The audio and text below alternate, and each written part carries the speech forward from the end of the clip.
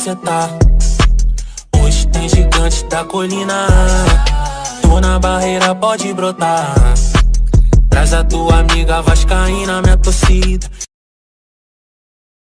Saudações cruzmaltinas a todos vocês, vascaínos e vascaínas, cruzmaltinos e cruzmaltinas de norte a sul, de leste a oeste do nosso país. Sejam todos bem-vindos aqui no canal Vascaíno desde sempre. Eu me chamo Álvaro Silva, já peço aí para quem não for inscrito se inscrever. Enfim, todo aquele trâmite que a gente já sempre pede aí, né? Todos vocês já sabem como é que funciona aqui no YouTube. Então, sem muita delonga, né? Eu sou o Álvaro Silva, vamos lá então dar início a mais um vídeo, né? Começar a falar aí do nosso Vascão. Galera, primeiro eu quero reiterar, eu quero aqui fazer uma correção. Hoje mais cedo eu informei a vocês a saída oficial de Matias Galaza para atuar no Tajeres, só que eu disse que ele teria marcado apenas 3 gols com a camisa do Vasco. Uma correção aí, Galaza marcou 5 gols. E eu quero agradecer ao nosso amigo William, né? Ele que foi lá nos comentários do vídeo de mais cedo e me alertou, né? Me ajudou aí. Muito obrigado, William, e mil desculpas aí, galera, pela informação aí. Eu acabei me equivocando, viu, família? Agora é o seguinte... o departamento de futebol feminino do Vasco da Gama deve receber aí uma injeção de ânimo aí, né, um investimento alto aí para os parâmetros do futebol feminino na atualidade, que seria um investimento de 6 milhões de reais. Álvaro, que valores seriam esses? Gente, esses valores seriam referentes aí a uma lei que o Vasco da Gama conseguiu que fosse aprovada juntamente aí ao incentivo ao esporte, né, melhor dizendo, e essa lei permite esse mecanismo aí, com esse incentivo, né, esse aporte de 6 milhões de reais que o Vasco da Gama, então, vai estar investindo no seu departamento de futebol, né? Esse valor aí foi publicado até mesmo aí no Diário Oficial, viu, gente? Então, fica essa notícia aí, né? Lembrando que o futebol, né, das meninas, o departamento de futebol do Vasco, né, o futebol feminino do Vasco completou há poucos dias 100 anos, então é muito bom saber que aos poucos, né, o investimento, né, os olhares para o futebol feminino estão aumentando gradativamente dia após dia. Valeu, galera? Agora, pra gente estar mudando de assunto aqui, é o seguinte, né? Vamos começar a falar então de Vasco da Gama e Bahia, né? Já saiu aí a possível escalação da partida e Dimitri Payet aí, se ele entrar em campo, né? Ele será o 11º jogador europeu a atuar com a camisa do nosso Cruz Maltino e o primeiro jogador francês a jogar aqui no Vasco da Gama. Payet, ao que tudo indica, parece aí que ele deve começar no banco de reservas. Segundo foi apurado, né, de agora à tarde, início de noite, aí algumas notícias saíram, que ele está aí sem ritmo de jogo, né? Então, vamos aguardar. E fato é que Ramon Dias é bom em fazer um certo mistério, né, gente? E agora aí, pra gente estar falando aí da escalação, né, da nossa equipe, é o seguinte: no gol é Léo Jardim, Robson na lateral direita, Guilherme Medel e Léo formando a dupla de zaga, Lucas Piton na esquerda, Praxedes e Paulinho no meio campo, e essa terceira vaga no meio campo que seria a principal dúvida até o momento. Pode ser Jair, como vocês podem ver na tela, eu coloquei aí Jair ou Barros, né? Só que tem um nome que corre pela beirada aí, que o GE divulgou agora há pouco, que seria o nome de Maicon. Na minha opinião, acho que não tem nada a ver Maicon jogando na volância, mas se Dom Ramon escalar, é porque ele sabe o que está fazendo. Então esses 3 nomes estariam disputando essa vaga na meiuca. Lembrando que o treinamento de amanhã vai ser preponderante, vai ser providencial para o Ramon Dias escolher quem vai atuar nessa vaga. Então quem treinar bem amanhã, provavelmente deve jogar aí contra a equipe do Bahia no domingo. Aí formando o trio de ataque, ao que parece, né, deve ser a mesma trinca de ataque ali, Gabriel Peck pela direita, Serginho pela esquerda e Verratti centralizado. Feito isso, dito isso, vou colocar a minha arte agora do Álvaro Silva na tela, né? A minha escalação. Eu escalaria o Vasco de uma maneira um pouquinho diferente. Com Léo Jardim no gol, Robson, Medel e Léo Piton, a mesma linha de defesa ali. Praxedes, Paulinho, eu colocaria na meiuca o menino Barros. Eu gosto do futebol dele, eu acho que ele marca bem. Aí é o seguinte, eu sacaria o Serginho para a entrada de Payet, né? E no ataque eu jogaria com 2, com Verratti centralizado e Gabriel Peck fazendo papel de falso 9, caindo pela direita, caindo pela esquerda, enfim, jogando mais livre ali, flutuando à frente da área, não só marcando posição pela direita, e o Payet também com essa certa liberdade ali pelo meio. Então, na minha opinião, quando o Payet for entrar aí, eu manteria mais ou menos essa espinha aí, eu acho que ficaria bem bacana esse 4-4-2. Dê a opinião de vocês aí, o que vocês acham em relação a isso. E agora, aí a escalação aí do trio de arbitragem, né, como eu já mencionei para vocês esses dias, Ramon Abate Abel, ele será o árbitro principal, e a dupla de assistentes aí é Bruno Bosquilha e Alex dos Santos, galera.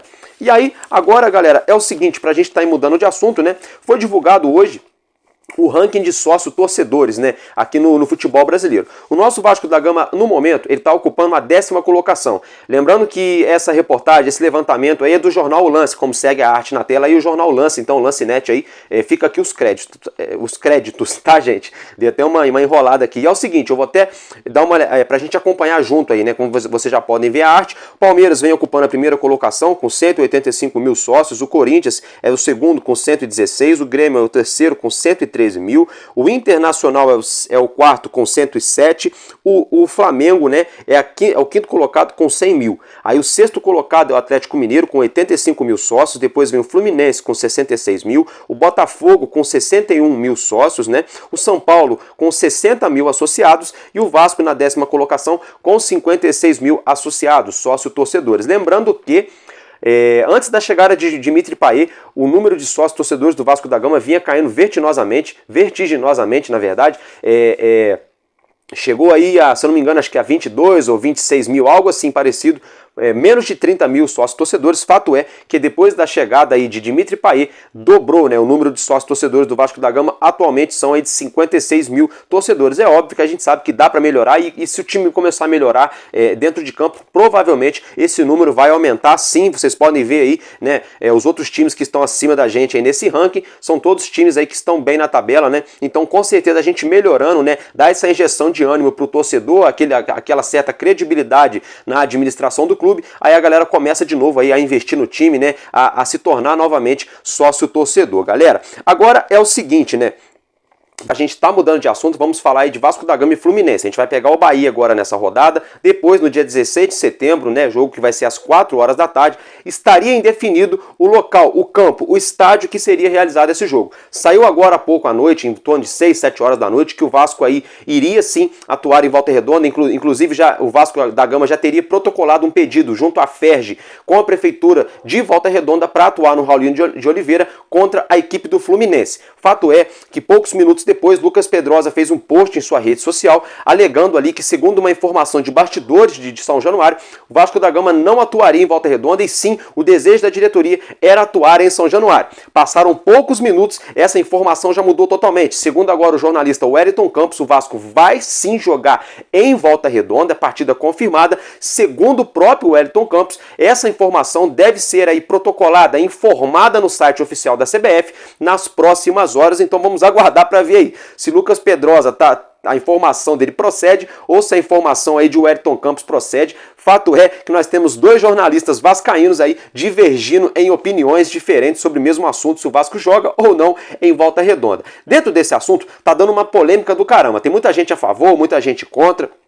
Na minha opinião, eu que sou aqui do sul do estado, que moro em Resende, pertinho do Rio, de Volta Redonda, né, 2 horinhas do Rio, menos de 1 hora de Volta Redonda, pô, é muito bacana pra galera aqui do sul do estado, né, muito show de bola, né, assistir, até mesmo pra quem não é do sul do estado, quem é vascaíno que mora no Rio, pega o seu carro aí, 1 hora e meia, né, já está em Volta Redonda ali, show de bola. Agora sim, não é legal a questão do campo, do apoio da torcida, aquele caldeirão que a gente faria ali em São Januário. Mas aí tem todo um imbróglio, cada um tem uma opinião, né? Cada um que mora em um local do país vai dizer, ah não, mas seria melhor se jogasse aqui no Espírito Santo, eu moro no Espírito Santo. Ah não, eu gostaria que jogasse aqui em Manaus, porque eu sou de Manaus. Enfim, eu queria o jogo em Brasília, porque eu sou de Brasília. Então vai ficar essa discussão aí, mas dê a opinião de vocês em relação a isso, família. Agora é o seguinte, né? Dentro dessa situação ainda, o Vasco, para conseguir atuar em São Januário, que seria o primeiro desejo da diretoria, teria que conseguir 3 vitórias para conseguir atuar em São Januário. A primeira delas é um acordo no Ministério Público aí em relação ao TAC. Né? Teria que conseguir esse acordo no Ministério Público. Aí a segunda delas teria que ser a situação ali mediante a Polícia Militar, o laudo que o Vasco não pode jogar contra time grande, ali gigante do estado do Rio também, em São Januário, com a presença de 2 torcidas, o laudo ali da Polícia Militar. E depois essa situação que vem correndo no TJRJ. Então seria muito difícil conseguir atuar já contra o Fluminense em São Januário com a presença do nosso torcedor. É lógico que a gente quer, mas a gente tem que ser realista, né, gente? Agora, falando aí dessa próxima rodada, né, galera? Já que eu tô falando de jogos aí, coisa e tal, vou falar os próximos jogos dessa rodada que se inicia daqui a pouco, sabadão, né?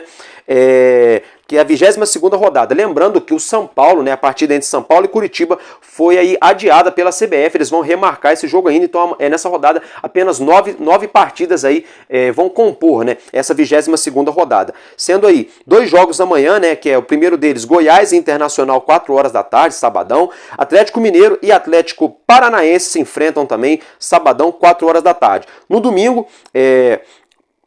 Não, perdão. São 3 partidas no sábado, viu, gente? Aí sabadão também, só que à noite, 9 horas da noite, Botafogo e Flamengo, é o clássico carioca, o clássico da rodada aqui no estado do Rio.